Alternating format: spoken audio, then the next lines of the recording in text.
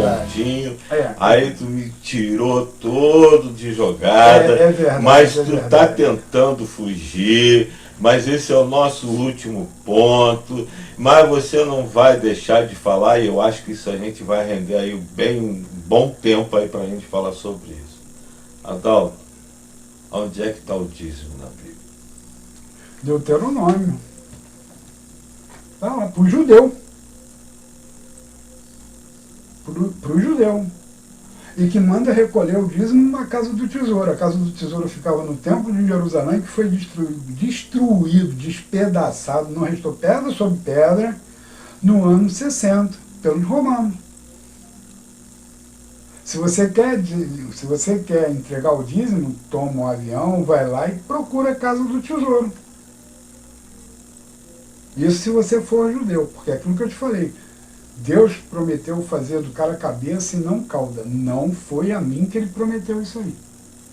As bênçãos e maldições que ele colocou o povo lá de um lado do monte, né? Do monte,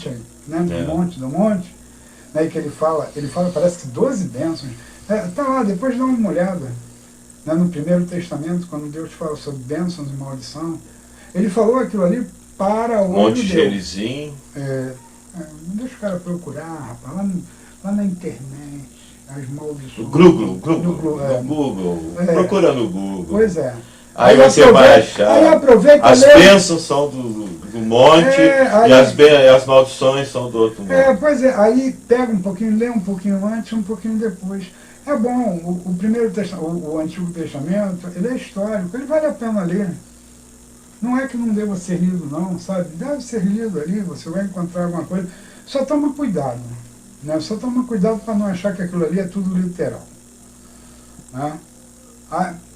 Mas não foi ali que ele me prometeu isso. Né? E outra coisa, quando encerra ali, Jesus não existe em lugar nenhum, no Novo Testamento, não existe lugar nenhum falando sobre recolher dízimo, pagar dízimo. Jesus fala que para os judeus... Jesus era judeu. Ele fala que os caras ficavam coletando lá as folhinhas do coentro, do cominho. Engraçado, né? Ele fala para o sacerdote, vós que pagais o dízimo do coentro e do hortelã, vós, os sacerdotes.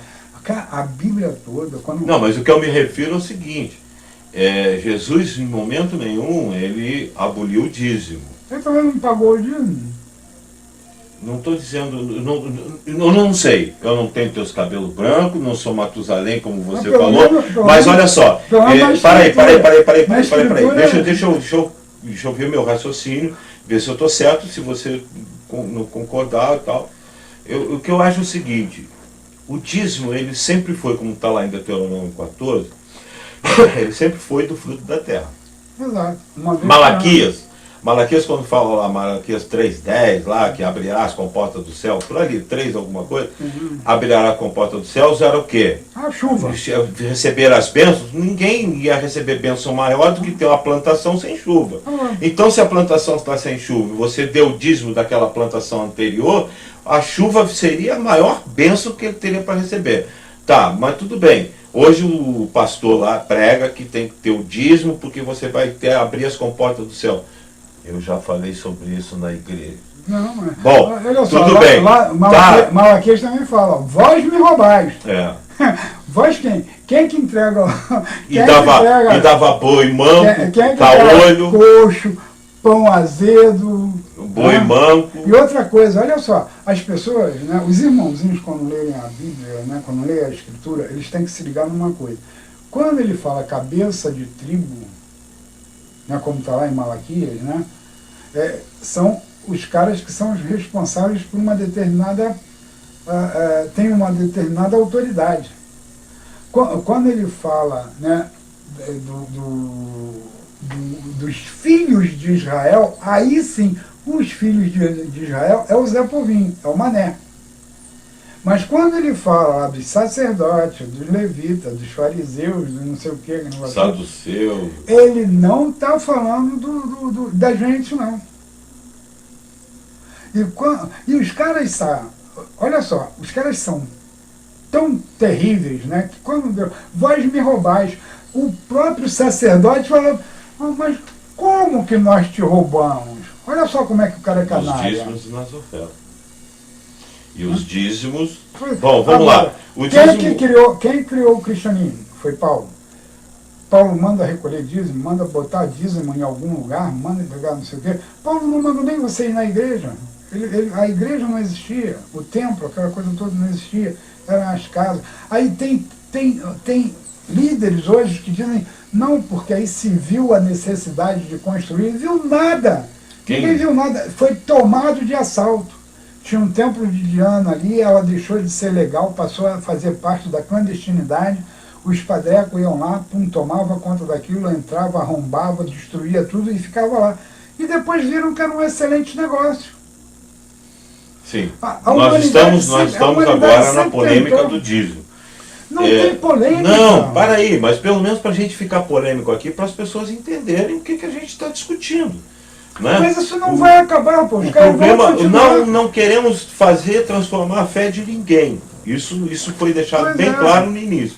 Mas queremos ter o nosso ponto de vista respeitado. Só isso. Então, quando você tem lá Deuteronômio 14, inclusive, se você estiver longe... Né? Aí sim, aí você troca por dinheiro, mas chega lá, você compra. E outra coisa, senta e come junto. Come com os levitas. Pois é. Come com as viúvas, come com a tua família, o estrangeiro. O dízimo tinha a finalidade, né? Do levita que não tinha... O dízimo era filantrópico. Pois é, era o levita que não tinha parte na herança de Israel. Sim. O sacerdote, que era o da tribo de Arão. Quem é que hoje se encontra nessa situação? Ah, mas a igreja, o cara se levanta lá, eu sou levita cantor, sou levita. Cara, mas os caras são malucos, porque levita era aquele cara que cuidava do templo. Pede o cara para pegar uma vassoura, pede o cara para pegar uma vassoura e ir lá limpar o banheiro, não, eu sou cantor, não. Então tu é cantor, tu não é só levita, você é levita, é cantor. Porque o levita, ele fazia o culto, ele era sacerdote, ele cuidava do templo. O sacerdote era Arão. Pois é. O sacerdote era descendente de Arão. E o levita cuidava do templo. E o levita era da tribo de Levi, que não tinha herança na divisão das terras. Pois é. Por isso que ele tinha parte. Os outros 11, as outras 11 tribos, que depois foi associada a Benjamim não, os filhos de José no Egito, que também foram acrescentados, que Deus manda da parte para ele. Então seriam 13 tribos sustentando uma. Agora, então, olha só, não tem. Eram para os órfãos e para as viúvas. E para o estrangeiro tem para o estrangeiro, Quais são os órfãos e viúvas que você vê aí que são sustentados pelo dízimo? Qual é o estrangeiro que está necessitado dentro do teu distrito João, olha territorial da igreja? Eu te digo, sabe por quê? Lembra quando no primeiro bloco que a gente falou, aquele pastorzinho que está lá naquela igreja pequenininha, que são 30, 20 membros, e ele toma aquele cuidado com aquelas pastoras, com aquelas ovelhas, né? Esse cara, aquele dízimo que ele recorre ali, não é para comprar carro. Não é para fazer uma obra na igreja, para botar um vidro colorido, não é. Ele pega aquele dinheiro ali e aplica justamente naquelas famílias ali. Para pagar uma luz. Sabe? Então, por isso é que eu te digo, a grande verdade, o grande reino de Deus está ali, naquele cara que às vezes sequer sabe falar direito. Levanta aquela pedra. Não foi como eu e esses grandes homens que tem por aí, que tiveram a oportunidade de fazer um seminário, de ir para fora, de fazer... Voltar com anel de doutor em teologia. Pois é, entendeu? Não, eles ali, eles estão realmente cuidando do reino. E é que nem aquele projeto que E o próprio reino que Jesus falou. Exatamente. Quando fizestes bem a um desses pequeninos, a mim o fizeste. Agora, quando você entra e só quer tomar dinheiro do outro, para comprar carro, para comprar mansão, para comprar iate, para comprar fazenda, para comprar avião, porque eu vou pregar, meu irmão, quem é que pede para você ir pregar lá? Ele que está interessado naquela fortuna que tem lá. Nós vimos hoje, agora há pouco tempo, a construção do Templo de Salomão. O Templo de Salomão é válido? Vai ser queimado algum sacrifício ali? Porque tem que ter a pira de bronze, a bacia de bronze, o castiçal, a menorá, você vai ter que ter a mesa dos pães da propiciação, você vai ter o queimador de incenso, você vai ter que ter o véu que cobre. Se Jesus, quando morreu, rasgou o véu, ele tirou a distância que nós tínhamos entre nós e Deus. Ele está sentado à direita. Hoje as pessoas dizem assim, porque Jesus ainda está intercedendo por nós. Negativo. Ele chega e diz assim, se você quer falar com o Pai, entra em secreto e fala com o Pai. Entra em secreto e ora a Deus que você fala diretamente com Deus. Eu me lembrei daquele livro, até que você me mandou, né, por PDF, aquele do Nicolas Haslam. Reza Haslam. Né? Reza Haslam. Não vamos dizer o nome, não vamos fazer propaganda, não. Mas é interessante, porque as pessoas podem depois pegar referência. Eu poderia botar referência, mas eu já vou falar. Reza Haslam, a vida e a época de Jesus Cristo. Eram muçulmanos, os zelotas, a vida e a época de Jesus Cristo. Mas o negócio ele era um muçulmano, se converteu ao cristianismo, praticou o primeiro amor e fez teologia. Quando entrou na teologia, virou um adalto, danou-se tudo. Não, pelo contrário, ele aumentou o amor. Ele aumentou o amor por Jesus. Né? Só que a coisa... Ele volta para o islamismo. A coisa se perde, né? Mas você vê, ele fala uma coisa que eu ri muito quando eu li, e que realmente é uma verdade. O fedor que deveria ser aquele troço. Meu irmão, todo dia os caras lá queimando um churrasquinho, só que com pelo, com pele, aquele negócio todo. Com gordura. Cara, aquilo devia ser um fedor terrível, cara. Eu só quero ver se lá em São Paulo os caras vão queimar também o boi inteiro.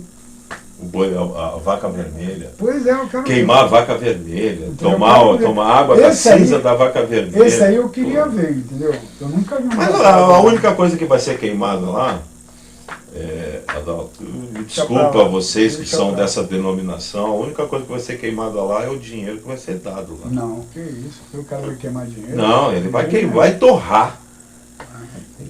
Aliás, a nota de R$10 já está em desuso, né? É a única vermelha que tem nas notas. Então seria queimar a vaca vermelha e queimar as notas de R$10. Mas é o teu negócio. Vamos lá, continuando. Né? Então, o dízimo, ele tinha o seu valor bíblico. A sua praticidade social. Ele era bíblico, né? Aquela coisa toda ali. Se você achar no Novo Testamento, né? Aonde está falando ali, ó, tem que dizimar, você tem o dízimo, aquele negócio todo, então aí ganha uma outra conotação, ganha uma obrigatoriedade legal, mas não encontra, não tem, não é. É a mesma coisa, rapaz, que o cara... Agora, só, até o Malafaia, até o pastor Silas Malafaia, não, esse aí eu tenho que citar, porque eu vou falar sobre tatuagem, e isso está no YouTube. Né? Ele falou no YouTube, então vê bem. Uma comprovação legal, YouTube, passou Silas Malafaia falando sobre a tatuagem. Não existe nenhum texto bíblico que proíba. Ele falou, pastores, por favor, parem com isso, não existe, não tem esse negócio. Agora, não façais marcas no teu corpo. Cara, pelos mortos, não façais marcas no corpo. Agora, o crente, ele tem que ter a noção, né, do que é sanidade. Vou botar um brinquinho. Vamos botar um brinquinho? O problema é teu. Agora o cara chega para você, no outro culto, com 32 piercings na boca, 2 na língua, 1 aqui. Cara, cadê o senso de ridículo? Cadê o senso de necessidade? Quanto custou cada piercing daquele ali? Será que o cara não parou e falou assim, eu podia ter comprado um saco de 5 quilos de arroz para aquele meu irmãozinho? 5 quilos de arroz? Para fazer de doação, pois é, ele ia dar o mínimo. 5 quilos de arroz para dar para aquele meu irmãozinho. Porque 20 piercing na boca dá mais do que R$1.000. O cara pega e faz uma tatuagem pequenininha, né? Ele faz uma borboletazinha aqui, mas o rabo da borboleta... Tá entendendo? Cara, vê bem, eu não tenho nada com isso não. Eu acho que o cara faz o que quiser. Agora, tem que ter um discernimento. Tem que ter o discernimento. Então não é que seja proibida, não. Adalto, olha só. Eu quando fiz um curso de teologia, eu aprendi uma coisa. E são coisas assim que eu conversando com você, algumas frases ficam na minha mente, eu fico questionando, fico pensando através daquela frase alguma coisa que possa me trazer de melhoria, coisa e tal. Então uma das coisas que eu aprendi no curso de teologia foi que texto fácil explica texto obscuro. Ou seja, texto difícil de ser interpretado. Eu colocaria o dízimo no patamar do texto fácil de Deuteronômio 14, do verso 20 em diante, por ali, que é a lei acerca do dízimo. O Deuteronômio 14 começa com as carnes imundas que não poderiam ser comidas, até que chega o ponto da colocação do dízimo. Se eu não me engano, começa no verso 20. Mas tenha um trabalhinho aí e vá pesquisar para ver o que eu estou falando. Então ali, se você chega e diz assim, a Torá é escrita diretamente por Deus, ditada por Deus, para que os homens pudessem cumprir. Então eu não vou usar um texto sobre pretexto lá do Novo Testamento para justificar uma coisa que já está escrita e explicada por Deus. E ele diz assim, olha, das primícias da terra, do primogênito do boi. Então, quer dizer, eu não vou pegar e sacrificar alguém que diga assim, não, porque o dízimo é do teu salário. Veja bem, o mandamento do dízimo, Deuteronômio 14, do verso 20 em diante. O mandamento da oferta, este sim, é a oferta alçada por alguma graça, por alguma bênção, por algum merecimento, algum livramento. Aí você vai doar à igreja segundo o teu coração. Mas como que você vai doar? E essa lei era para todo o povo. Quer dizer, a lei do dízimo era para aquele proprietário, para aquele que tivesse fazenda, tivesse gado, tivesse posses, né? A história de Boaz lá você vai entender mais ou menos o que era o dízimo. Ele não podia, ele colhia da terra, separava os 10% da colheita, a primeira colheita ele separava para doar como dízimo, e depois ele saía por ali, aquilo que caísse no chão ele não podia colher, ele tinha que deixar, porque vinham os pobres famintos, vinham as viúvas, que eram que tinham direito, as viúvas, os órfãos e o estrangeiro que ia lá e comia. Jesus, quando atravessa o trigo, o campo de espigas, que pelo amor de Deus, pelo amor de Deus, preste bem atenção no que eu vou falar. Não existia milho na Palestina, era espiga de trigo. Agora pega uma espiga de trigo e vai comer uma espiga de trigo. Então os fariseus começaram a querer questionar, porque ele estava ele estava infringindo a lei, né? O Shabat. O Shabat, então que Deus obrigava o dono da fazenda pegar uma parte da colheita, separar no canto, para que aquele faminto, no seu trajeto, naquele tempo não existia Boeing 737, naquele tempo não tinha ônibus com ar-condicionado, naquele tempo não tinha automóvel a 250 km por hora, então o cara tinha que atravessar estradas de terra, atravessar fazendas para ir até um lugar próximo, onde tivesse uma sinagoga, que sinagoga era o local não de culto, era o local de estudo. Entendeu? Então, Jesus, quando entra na sinagoga e lê o livro de Isaías, Jesus dá um estudo a respeito do livro de Isaías. Então, eu digo o seguinte, dízimo é de propriedade do povo hebreu que tinha suas colheitas, seu gado, sua produção. O trabalhador, ele fazia uma oferta no templo. Podia ser de como é, farinha amassada, como é? Pão, Ele comprava, aí com o dinheiro do salário dele, ele comprava ou uma pomba, ou um boizinho, o que ele podia comprar, e ele dava como oferta, por graça, por bênção, por livramento e outros bichos mais. Não, mas é isso aí. Então por isso é que o dízimo não é bíblico pra gente. Ele é bíblico. Não, o dízimo aplicado hoje... Não é bíblico pra gente. Ele não está ali no Novo Testamento. Em nenhum lugar ali você vai ouvir falar do... Mas existe pretexto, né? Ah, existe. O cara, se você não pagar o dízimo, o cara vai mandar o gafanhoto na tua casa comer tudo. Gafanhoto, o devorador. O devorador, o gafanhoto. Né? Porque quem devora a plantação ganha. É. Mas aí o cara diz que não, que quem devora a tua casa vai ser o demônio. O diabo. É, o diabo. Vai comer. Adalto, Vai comer lá. depois de 3 horas de conversa... Olha, a gente quando eu encontro esse cara aqui, que é muito raro e ao mesmo tempo, às vezes que eu tenho essa oportunidade, a gente fica o dia inteiro conversando. E não falta assunto, a gente fala. É lógico, né? A gente fala muita abobrinha também. Nós somos seres humanos. Eu gostaria de falar uma abobrinha. Tá. Para encerrar. Para encerrar. O reino de Deus.